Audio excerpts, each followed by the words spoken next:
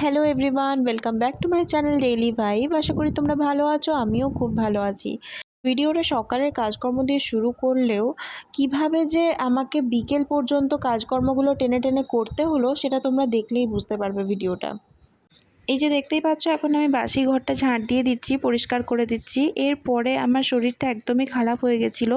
কিছুক্ষণ আমি শুয়েছিলাম, তারপরে কোনো রকমে খাবার বানিয়েছি দুপুরের। খিচুড়ি বানিয়ে দিয়েছিলাম, তো একটু খিচুড়ি মতো বেঁচে গেছিলো, তো সেটা আমি আবার টিফিন বক্সে তুলে রাখলাম। ওই যে আগের ব্লগে তোমাদেরকে বললাম না যে আমাদের ফ্ল্যাটের নিচে একজন গরিব মানুষ আসে, তো তাকে দেওয়ার জন্য।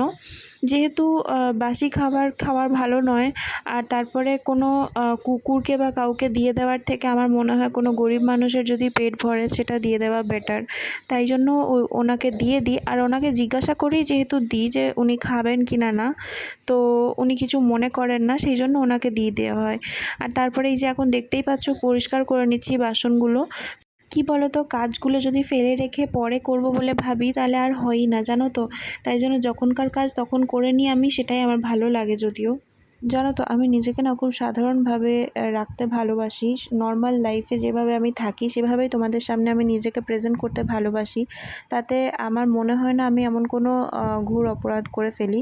কেননা আমি এটা আমার লাইফস্টাইল ব্লগ দেখাই তোমাদেরকে, তো নর্মাল আমি যেভাবে বাড়িতে থাকি আমি সেভাবেই তোমাদের সামনে নিজেকে রিপ্রেজেন্ট করি।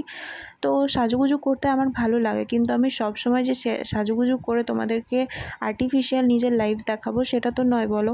তোমরা, আমি যেভাবে তোমাদেরকে নিজেকে দেখাচ্ছি সেভাবেই তোমরা বিশ্বাস করে আমাকে ভালোবাসা দিচ্ছ, তাই না? তো তাই বলে আমি নিজেকে আর্টিফিশিয়ালভাবে দেখাবো বা যেটা রিয়েল নয় সেটা আমি তোমাদেরকে দেখাবো, তার মানে তো তোমাদের সাথে বিশ্বাসঘাতকতা করা, তাই না বলো? তো তাই জন্য আমার মনে হয় যে নিজেকে যেভাবে আমি রাখি, যেভাবে আমি থাকি সেটাই আমি তোমাদের সামনে রিপ্রেজেন্ট করি নিজেকে।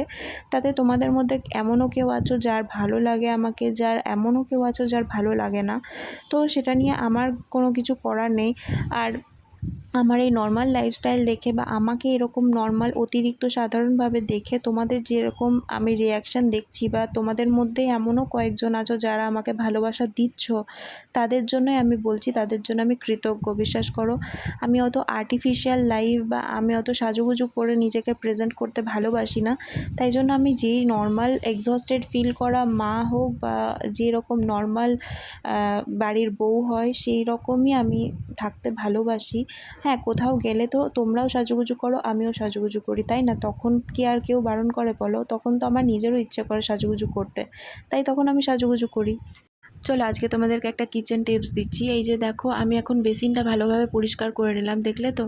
তো এরকম তোমরাও যারা বেসিনে রেগুলার কাজ করো, রান্নাঘরের বেসিন হোক বা এরকম নর্মাল বেসিন হোক, তো সেটা সারাদিনে একবার পারলে স্নান করবার আগে বা এরকম নর্মাল রাতে ঘুমোতে যাওয়ার আগে বেসিনটা ভালোভাবে স্কচ ব্রাইট হয় না বাসন ধোয়ার, সেই স্কচ ব্রাইট দিয়ে আর কোনো একটা লিকুইড সাবান বা যদি হ্যান্ড ওয়াশ থাকে সেটা দিয়েও ভালোভাবে পরিষ্কার করে, আর তুমি বেসিনটাতে যদি একবার অন্তত সারাদিনে বুলিয়ে দাও, তাহলে অন্তত তোমার মাসে একবার বা সপ্তাহে একবার তোমাকে আলাদা করে টাইম বের করে বেসিন পরিষ্কার করতে হয় না। তাহলে তোমার বেসিনটা ভালোও থাকে, আর বেসিনে সেই নানা রকমের তেলচিট বা সাদা একটা দাগ হয়ে যায় সেটাও হয় না। তোমার ঘরও মেনটেন থাকে, আর রোজকার কাজ যদি রোজ করে নাও তাহলে মনটাও ভালো থাকে, দেখবে। এখন ঘড়িতে বাজে বিকেল 4:30, এখন আমি ঘর মুছছি। তো সকালবেলায় তোমাদের বললামই যে আমার শরীরটা ভালো ছিল না। তারপরে আমি যখন বেলার দিকে ভাবলাম খাবার দাবার করার আগে যে আমি ঘরটা মুছে নিই, তো তখন আমার ছেলে খুব ডিস্টার্ব করছিল। তাকে যদি বিছানা থেকে নিচে রাখছিলাম, তো নিচে নানা রকম জল ফল ফেলে নানা রকম করছিল, আর যদি ওকে বিছানায় রাখছিলাম তাহলে পড়ে যাওয়ার সম্ভাবনা ছিল। তাই জন্য তখন তো আমার ঘর মোছা হয়ইনি। তো তারপরে রান্নাবান্না করে পরিষ্কার পরিচ্ছন্ন সব করলাম, তারপরে এখন তাকে ঘুম পাড়িয়েছি, তাই জন্য এখন আমি ঘর মুছছি। এখন ঘর মুছে আমি আবার স্নান করব, তারপরে আমি তার কাছে আবার যাব। ততক্ষণে সে ঘুম থেকে উঠে যাবে। এখন এই বাড়ির গেটটা খুলে, মেন গেটটা, এটা আমাদের বাড়ির মেন গেট, সেটা খুলে বাইরেটাও পরিষ্কার করে নিলাম।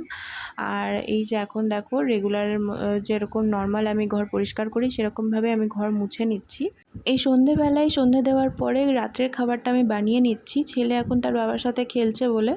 তো এখন দেখতেই পাচ্ছ, এখন গ্রিন মটরটা আমি একবার বয়েল হওয়ার জন্য রেখে দিয়েছি গ্যাসে। আর এখন আমি 2টো কাজু আর আদা 1/2 ইঞ্চ মতো আর লঙ্কা আর টমেটো দিয়ে ফাইন একটা পেস্ট বানিয়ে নেব। তারপরে আমি সেই পেস্টটা ইউজ করব রান্নাতে। যেরকম একটা জায়গাতে আমি 2 টেবিল চামচ মতো তেল নিয়েছি, সাদা তেল আমি রান্না করছি রান্নাটা। আর তারপরে তাতে একটা তেজপাতা আর একটু গরম মশলা দিয়ে আর জিরে ফোড়ন দিয়েছিলাম, আর সাথে এই পেস্টটা দিয়ে দিয়েছি। তারপরে বেসিক যা রান্নার মশলা হয়, হলুদ, নুন, জিরে গুঁড়ো, ধনে গুঁড়ো আর সামান্য একটু হিং আর চিনি দিয়ে তারপরে আমি মশলাটা একটু নাড়িয়ে চাড়িয়ে যখন তেল ছাড়ছিল গ্রেভিটার থেকে, তখন মিক্সির বাটিটা ধুয়ে জল দিয়েছিলাম। তারপরে গ্রিন মটরগুলো অ্যাড করে একটু ফুটিয়ে নিয়েছিলাম একবারের মতো আরে। তারপরে আমি নামানোর সময় একটু বাটার আর কস্তুরি মেথি ছড়িয়ে দিয়েছিলাম। তোমাদের যদি পসিবল তাহলে তোমরা রুম টেম্পারেচারে রাখা দুধও এটাতে গ্রেভিটা হওয়ার পরে জল দেওয়ার আগে দুধ যদি অ্যাড করো তাহলে টেস্টটা আরও বাড়োয় মানে এই জিনিসটাতে।